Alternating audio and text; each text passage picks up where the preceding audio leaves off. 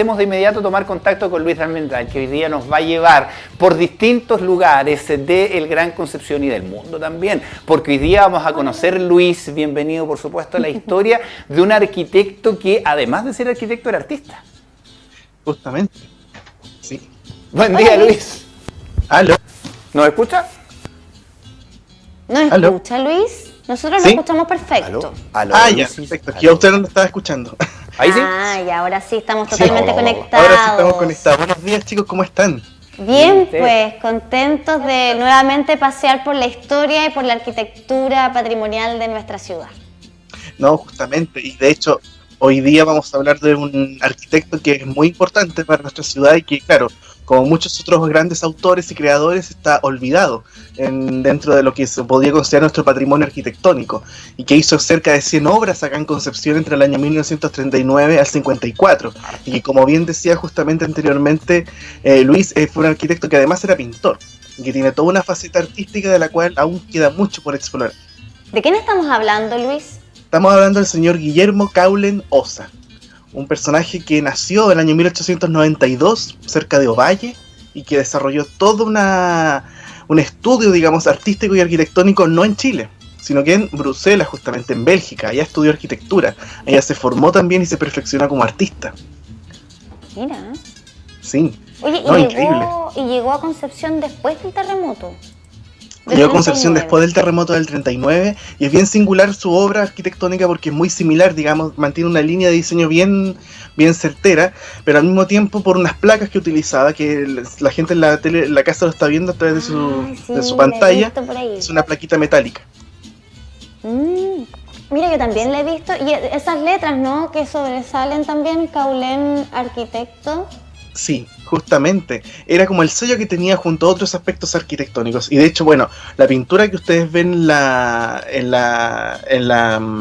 en esta imagen es un autorretrato que realizó el arquitecto en el año 1950. Buena mano tenía el hombre. Tenía una excelente mano, de hecho su obra pictórica, que la estamos redescubriendo ahora, de hecho con ayuda de la familia, que le mando un saludo muy grande a la familia del arquitecto que ha podido proveer algunas imágenes y también algunos datos de este personaje. Él expuso en el Museo de Bellas Artes en 1923, volvió a exponer en el 45, él enseñó, digamos, plástica y pintura aquí en Concepción mientras vivió aquí en la ciudad, en calle Barros Arana, por lo tanto, digámoslo así, fue creciendo considerablemente su reputación tanto como arquitecto y también como artista. Oye, y a propósito de eso, dentro de su trabajo, de su obra, ¿había algo ahí de pinturas? ¿Le daba importancia a eso? ¿Algún espacio como para poner cuadros? No sé, se me ocurre. No, fíjate que no, porque en esa época no se daba todavía esa relación tan cercana de arte y arquitectura, como que ambas aguas estaban separadas. Lo más probable es que en su casa haya tenido un taller propiamente tal y un espacio para poder también enseñar arte, porque hay unos registros de que él enseñaba de manera privada. Tenía alumnos particulares de pintura y también, digamos, hacía ese tipo de trabajo. Oye, y su obra en términos arquitectónicos, ¿dónde la podemos ver? ¿La podemos ver en edificios de oficina, en grandes edificios de centros comerciales, viviendas? Vivienda principalmente. En el caso de Concepción es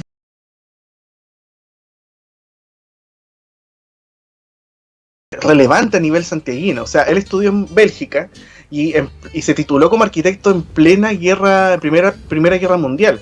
O sea, al volver a Chile, imagínense, fue todo un tormento. Tuvo que pasar por Argentina, tuvo que hacer varias escalas. Y cuando llega a Chile empieza a trabajar como arquitecto en Santiago. Y en Santiago realizó varias obras, como un edificio de departamentos de 9 pisos de esquina curva, que está justo en la esquina frente a lo que era actualmente la Plaza de la Constitución. Es realmente un edificio magnífico que se está viendo justamente en pantalla y que pasa a ser como la primera gran obra, una de las tantas obras que hizo Caulen en su fase inicial, digamos, como arquitecto en Santiago. ¿Y estos son departamentos, Luis, o son Esos son departamentos que actualmente creo que son oficinas también, que tienen que ver con una caja de empleados del Banco de Chile, tengo entendido que es, y fue destacado en la revista Urbanismo y Arquitectura. Ahí lo pusieron en la portada, ¿cierto?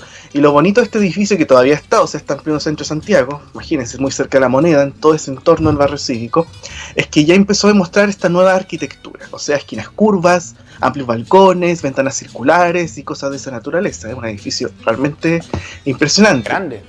Es bastante grande, no lo hizo solo, sino que lo hizo con Lo hizo con el arquitecto José Carles también, que es otro, digamos, parte de ese momento arquitectónico, principalmente en Santiago. Sí. Tiene bonita vista, me parece eso ahí al medio, me imagino que esos son ventanales. Sí, son ventanales justamente, o sea, esa foto es cuando el edificio estaba impecable. Hoy en día está con algunas modificaciones, letreros, ustedes saben cómo de algún modo pasa la arquitectura antigua, ¿cierto? Que está tan modificada de repente. Sí, pero de todas maneras es un edificio precioso y que claro, es como bien adelantado a su época, me da la impresión, ¿no? Es totalmente adelantado a la época, estamos hablando que ese edificio de 1936, por lo tanto ya empieza también a evidenciar, y es interesante que Caulen fue parte de la renovación del entorno de la Moneda. En esa época, digamos, todo lo que rodea el Palacio de Gobierno fue remodelado, o sea, se construyeron grandes edificios que es lo que conocemos hoy. El Hotel Carrera, el edificio del Diario de la Nación, los edificios de los ministerios, por ejemplo, los bancos también, el Banco Sudamericano, lo que es la Caja del Seguro Obrero, y también el edificio que estamos hablando ahí en la esquina, que queda en Agustinas con Morandé, que se me había olvidado mencionar la calle. Eso, en Agustinas con Morandé, Luis de Almendral, que quiero saber respecto de este arquitecto, cuando llegó acá a Concepción, a la región del Biobío, post terremoto del 39, ¿dónde llegó? Sí. ¿Dónde podemos encontrar la concentración de trabajos? En el centro. Y lo interesante es que uno ve esa obra que hizo en Santiago tan grande de 9 pisos, ¿cierto? Con un contexto más capitalino de la época, pero acá en Concepción realizó principalmente viviendas de 1 o 2 pisos, ubicadas en diversas partes del centro de la ciudad. Las primeras obras lamentablemente se demolieron. Gran parte de la obra de Caulen hoy en día ya no existe. Lo que estamos viendo ahora son algunas pinceladas del trabajo de este arquitecto. ¿Y eso ya no está? ¿Lo que estamos viendo no está? Lo que estamos viendo en esto, no, sí está, justamente todas las obras que se ven, digamos, que voy a mostrar hoy día son las que van quedando de la obra de Guillermo Caulen. Esa obra está en calle San Martín, es un conjunto de varias casas, son 3 viviendas que están en calle San Martín, entre Angol y Lincoyán. Con patio, ¿no? Entre Salas y Angol, que diga en realidad, sí, entre Salas y Angol. ¿Con patios o no? Me gustan las casas con patios, ya no se encuentran. Patios, son impresionantes, son casas, digamos, que reformularon la antigua casa tradicional, de 50 metros de fondo, ¿cierto? Bastante angostas, y en este caso el arquitecto, ¿qué es lo que hizo? Hizo una vivienda de 2 niveles hacia el frente, liberando toda la parte posterior con un gran patio. Y las casas, bueno, si se dan cuenta, tienen balcones. Hay 2 casas que son literalmente iguales, como casas siamesas, que están con un eje de simetría muy marcado, entonces son iguales una a cada lado. Y bastante también sencillas, simples. Sí. Si se dan cuenta, aparece un poco la curva, pero al mismo tiempo aparece esa cosa mucho más rectilínea de la misma vivienda. Como muy lineal la construcción. Sí. Igual hace alusión como algo moderno, ¿no? Exactamente. O sea, Caulen llegó a Concepción, como bien decía Cami, después del terremoto del 39, junto a varios arquitectos que impusieron una nueva modernidad arquitectónica. O sea, llegó Caulen, llegó Moscoso, llegó Luz Sobrino, llegó Inés Frey, Santiago Aguirre. Estamos hablando de una nueva generación de arquitectos jóvenes que remodelaron la ciudad, redefinieron las líneas de diseño y ayudaron en la reconstrucción. Como también esa casa que estamos viendo en Cayangol. Esa casa que creo que es de la PDI. Esto fue de la PDI en algún momento. Me parece que ahí hay algo de la PDI, sí. De la PDI, sí, que es una casa que está en perfecto estado. O sea, bueno, no sé cómo estará interiormente, pero por lo menos la fachada se entiende todavía bastante bien. Conserva incluso la placa. Sí, eso te iba a decir. Sí. Algo que hemos conversado, que se la sacan, la roban, ahí está. Sí, es que era de la PDI, difícil entrar a robar ahí. Y además tiene otra placa, que es la de la constructora que le ayudaba al arquitecto en cuestión, que se llama Fuller Aninat.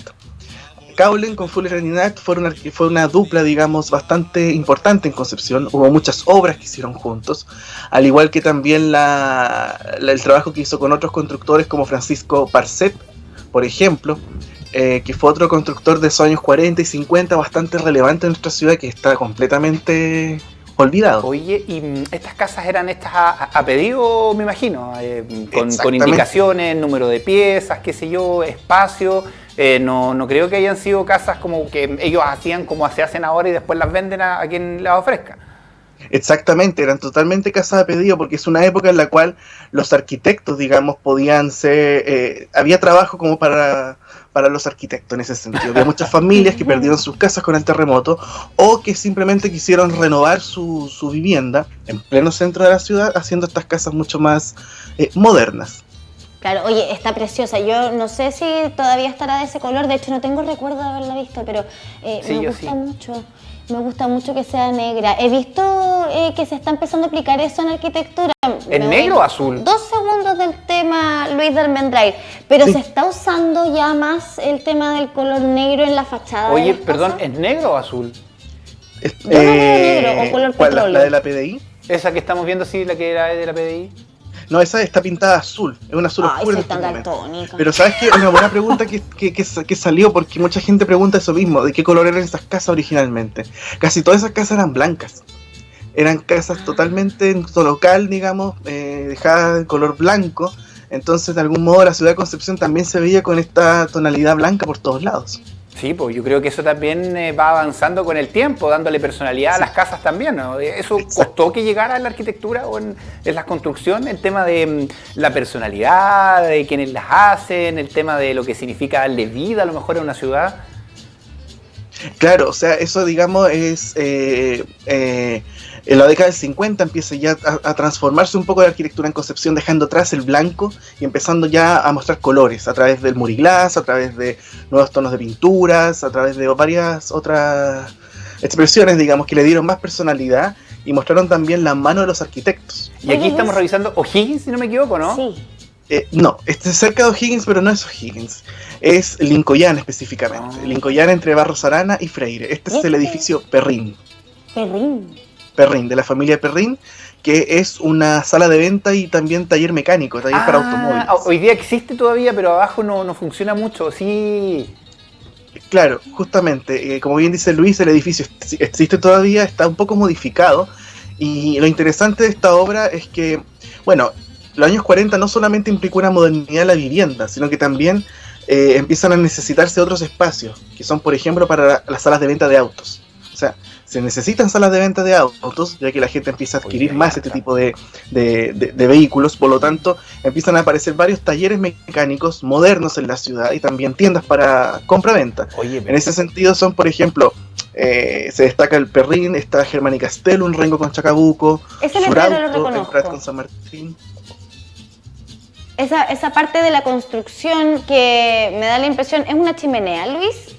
No, qué buena observación.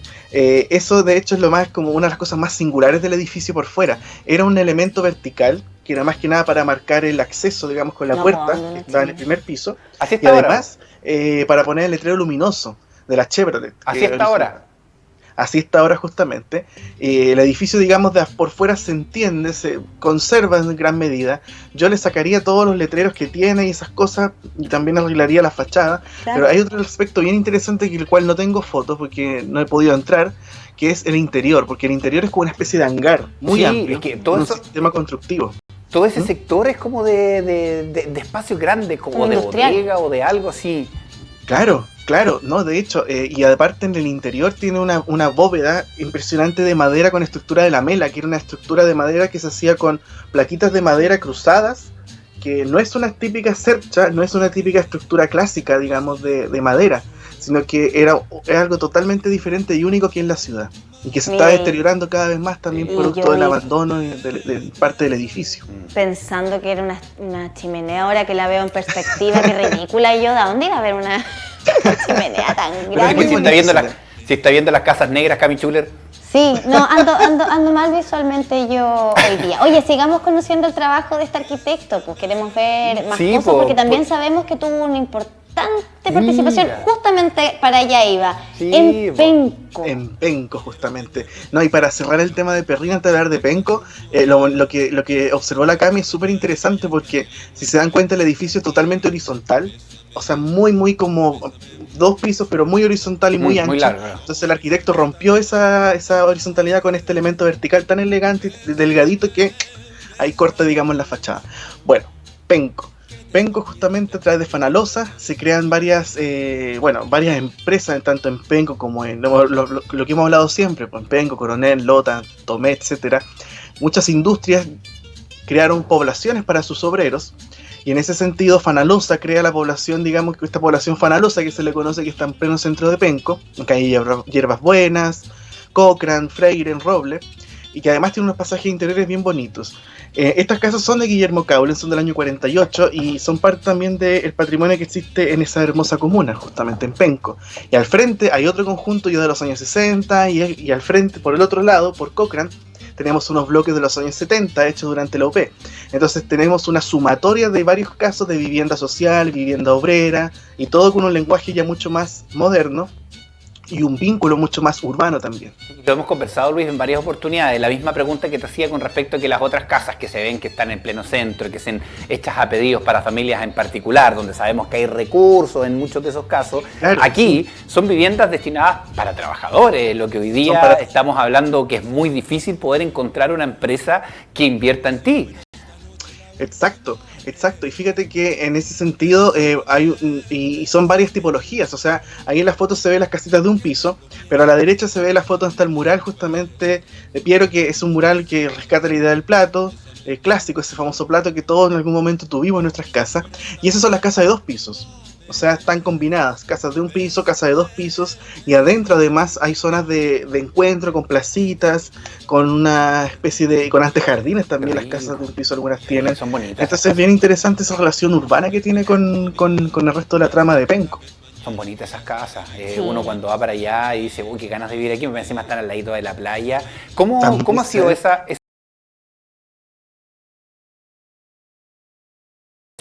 el mismo Penco también?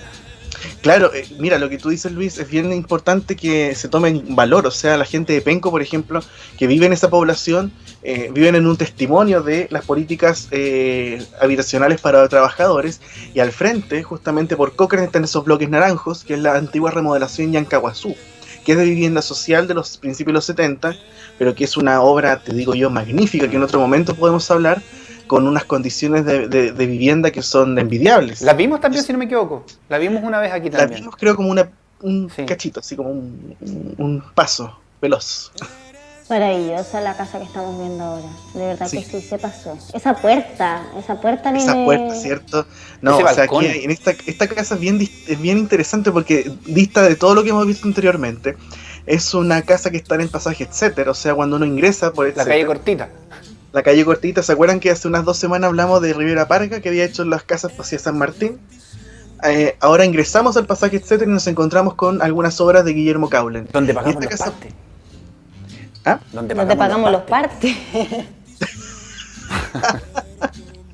Bueno, de hecho, claro, y ahí justamente esa casa es un poco distinta a todo lo que hemos visto antes. Ya no es tan moderna, si se dan cuenta. Hay cosas mucho más tradicionales, más historicistas. Aparece una ventana con una reja totalmente de diseño de fierro forjado, fíjense, cosas en relieve, y la puerta magnífica que tiene, o sea, ese tremendo portón con arco de medio punto. Sí, no sé, es como de casa antigua. A mí me gustan mucho las puertas en arco y se ve poco por acá. ¿Por qué la vemos tan poco, Luis? Porque aquí en Concepción, principalmente en los 40 en adelante, empezó todo el movimiento moderno, que era ya romper esa idea tan tradicional de los arcos de medio punto, ¿cierto? Cosas de esa naturaleza. Todo más ortogonal, ventanas circulares, esquinas curvas y esas cosas de ese tipo. Bueno, aquí igual mezcla un poquito porque tiene unas ventanas cuadradas y otras un poquito más redondas. Buena observación, justamente. Estos arquitectos empezaron como a dialogar entre los... Yo creo que puede ser los gustos del cliente también. Como pasó con varios arquitectos, estamos en un contexto moderno, pero también habían clientes que no querían obras modernas, querían obras más tradicionales. Por lo tanto, tuvieron que los arquitectos empezar a hacer como una fusión entre sus ideales con también lo que querían clientes. Qué lindo. Yo, si pudiera, me diseñaría una casita en la pradera, una cosa así. Bien en la onda antigua, y con una cerca blanca de madera. Bien Heidi. ¿Sabes qué? Es interesante eso que dices, porque mucha gente está optando por hacer ese tipo de casas. O sea, un par de amigas mías son arquitectas y diseñan casas de ese tipo. O sea, claro, con un lenguaje más contemporáneo, ¿cierto? Y con materiales diversos, pero con resultados bien bonitos de relacionarse con el paisaje y el territorio. Sí, yo he visto unas casas armadas con muy pocas cosas, con containers, que uno ni se imagina que son containers. Hoy día da mucho el tema de la creatividad, da mucho también dependiendo de los recursos, pero es que es rico poder cumplir ese sueño, Cami y Luis, de tener tu casa, sea como sea, pero tu casa, creada de tu forma, claro, con tu madera, con tu, no sé, con tus ideas, con tu diseño también. Exactamente, sí.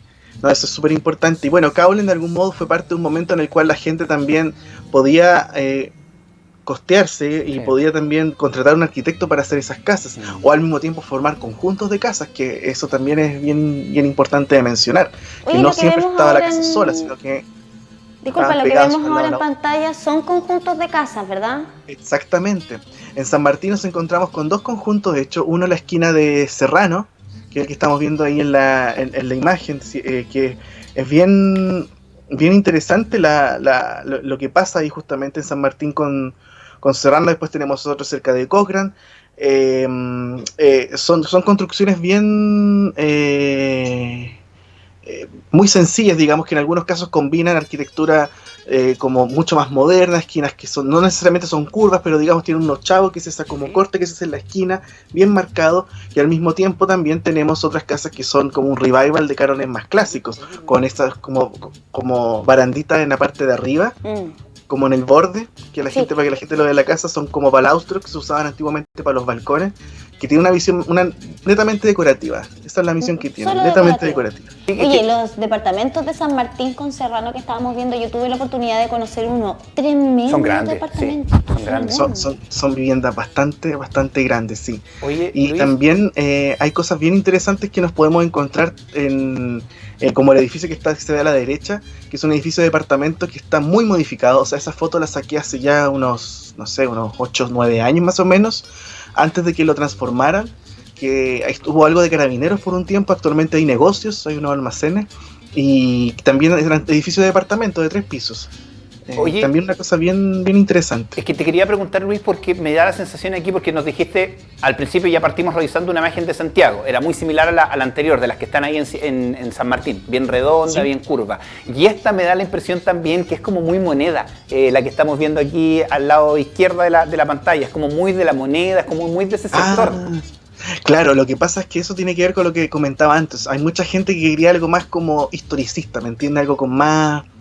como ponerle un factor, como darle una inyección de arquitectura histórica a este contexto moderno. Porque si le sacamos la decoración de arriba, lo que le hace ser como tan singular a la casa, y la fachada la dejamos un poquito más limpia, podemos tener una casona totalmente moderna, de acuerdo a lo que la gente estaba comentando en esa época. Pero claro, aquí tiene decorados, tiene otras cosas que la hacen ser mucho más como histórica, justamente, un toque más tradicional. Notable. Aquí está el legado de Guillermo Caulen junto a Luis de Armendáriz, como siempre, un abrazo gigante, querido Luis. Ánimo.